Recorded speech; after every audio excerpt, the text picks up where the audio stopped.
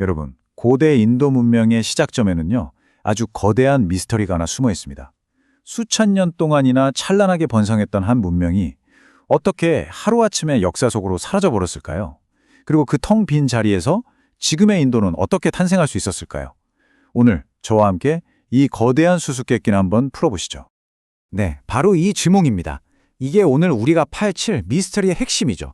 500만 명이면요, 당시 전 세계 인구의 10%에 달하는 어마어마한 숫자거든요.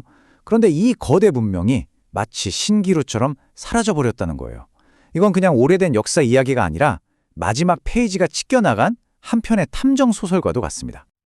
자, 이 사라진 문명, 인더스 문명은요, 정말이지 놀라운 그 자체입니다. 한번 생각해 보세요. 로마 제국이 탄생하기 2000년도 더 전에 도시 전체에 완벽한 상하수도 시설을 갖추고 모든 길이 반듯반듯한 격자 무늬로 설계된 계획 도시를 만들었다니까요. 그런데 정말 이상한 건 이 정도 규모의 문명이라면 을에 발견되기 마련인 거대한 궁전이나 왕의 무덤 같은 게 전혀 없다는 겁니다. 마치 모두가 평정하게 살았던 것처럼요. 그리고 결정적으로 아직도 그 누구도 해독하지 못한 그들의 문자, 대체 뭐라고 써놓은 걸까요? 자, 그럼 이제 본격적으로 이 4000년 묵은 미스터리를 추적해 보겠습니다. 오랫동안 우리를 속여왔던 100년 된 신화의 정체부터 파헤쳐보면서 현대과학이 밝혀낸 새로운 진실은 과연 무엇인지 한번 들여다보죠. 네, 한때는 이게 정설이었어요. 바로 아리아인 침공설이라는 건데요. 중앙아시아에서 온 막강한 기마 민족이 이 평화롭던 인더스 문명을 무력으로 완전히 짓밟아 버렸다는 아주 그럴듯한 이야기였죠. 근데 문제가 뭐냐면요. 고고학자들이 아무리 땅을 파봐도 대규모 전쟁의 흔적 같은 게 전혀 나오질 않는 거예요. 이상하죠?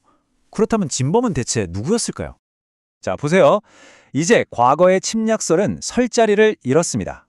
새로운 증거들이 가리키는 진범은 사람이 아니었거든요. 바로 기후변화였습니다. 칼과 창에 의한 폭력적인 정복이 아니라 서서히 하지만 확실하게 다가온 자연의 변화가 이 거대한 문명의 숨통을 조여왔던 겁니다. 과학적인 증거를 따라가 보면 이렇습니다.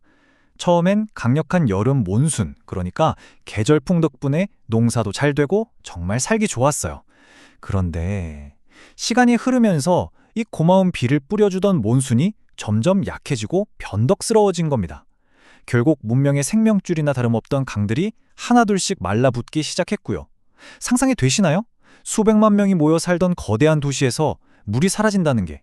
그러니까 이건 침략이나 파괴가 아니라 살기 위해 어쩔 수 없이 떠나야 했던 슬픈 대이동이었던 셈이죠. 하지만 여러분, 모든 끝은 또 다른 시작이라고 하잖아요. 인더스 문명이 사라진 바로 그 자리에서 완전히 새로운 이야기가 시작됩니다. 바로 서로 다른 문화가 만나 섞이는 거대한 융합의 시대가 열린 거죠. 다시 한번 강조하지만 이건 정복이 아니었어요. 기원전 1500년쯤 아리어를 쓰는 사람들이 서서히 이 지역으로 들어오기 시작합니다. 그런데 와서 보니까 예전처럼 거대한 도시들은 텅 비어있고 사람들은 흩어져 살고 있는 거죠. 그러니까 자연스럽게 남아있던 사람들과 섞여 살게 된 겁니다. 이게 바로 점진적인 이주와 융합의 과정이었어요. 자, 그럼 이 새로운 사람들이 어떤 사람들이었는지 우리가 어떻게 알 수 있을까요? 바로 이 베다 덕분입니다. 베다는 산스크리트어로 지식이라는 뜻인데요. 글자가 없던 시절이라 수백 년 동안 노래처럼 입에서 입으로 전해져 내려온 신성한 이야기 모음집이에요. 이 베다를 들여다보면 당시 사람들의 생각, 사회, 믿음, 모든 것을 엿볼 수 있는 거죠. 그야말로 시대를 여는 창문인 셈입니다. 자, 이 새로운 사회가 만들어지는 과정을 한번 볼까요? 먼저 유목 생활을 하던 아리아인들이 농사를 짓던 현지인들과 만나 하나가 됩니다. 그리고 이때 아주 중요한 게임 체인저가 등장하는데요. 바로 철입니다. 이 단단한 철제독으로 빽빽한 겐지스강 유역의 정글을 개척하기 시작한 거예요. 그러면서 동쪽으로 영토를 넓혀가고 새로운 마을과 나라들이 생겨나죠. 사회가 복잡해지니까 질서가 필요했겠죠. 그래서 등장한 게 바로 그 유명한 카스트 제도입니다. 사회를 계급으로 나누어 통치하기 시작한 거죠. 이렇게 사회가 어느 정도 자리를 잡자 인도에서는 그야말로 사상과 종교의 빅뱅이 일어납니다. 우리가 아는 위대한 세계 종교들이 바로 이 시기에 태어났거든요. 그 변화의 중심에는 브라만교가 있었습니다.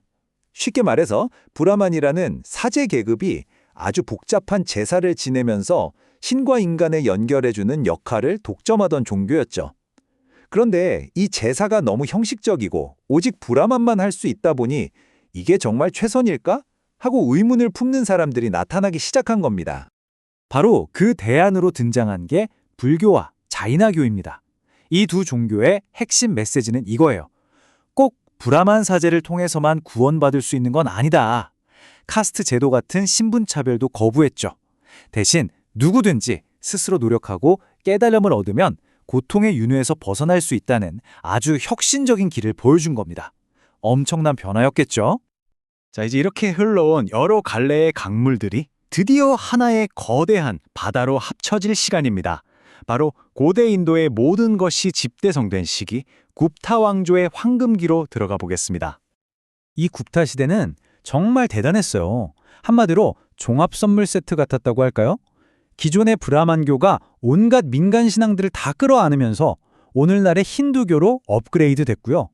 인도 사람이라면 누구나 아는 대서사시, 마하바라타와 라마야나도 이때 완성됩니다. 법으로는 만우법전이 나와서 카스트 제도를 포함한 사회 질서를 딱 정리했죠. 그야말로 문화, 예술, 과학 모든 분야에서 폭발적인 발전이 있었던 겁니다. 그 수많은 업적 중에서도 인류 역사에 가장 큰 영향을 미친 선물을 하나 꼽으라면 저는 단연코 이걸 꼽겠습니다. 바로 숫자 0입니다.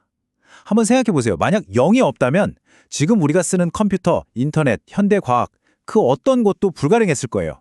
정말 세상을 바꾼 개념이죠. 고대 인도가 우리 모두에게 준 엄청난 선물입니다. 자, 이렇게 해서 우리는 사라진 인더스 문명의 미스터리에서 시작해서 고대 인도가 탄생하는 장대한 여정을 함께 달려왔습니다. 하지만 기억하시나요? 우리가 맨 처음에 이야기했던 것, 바로 아직 풀리지 않은 인더스 문명의 문자 말입니다. 저 글자들은 여전히 4,000년의 침묵을 지키고 있어요.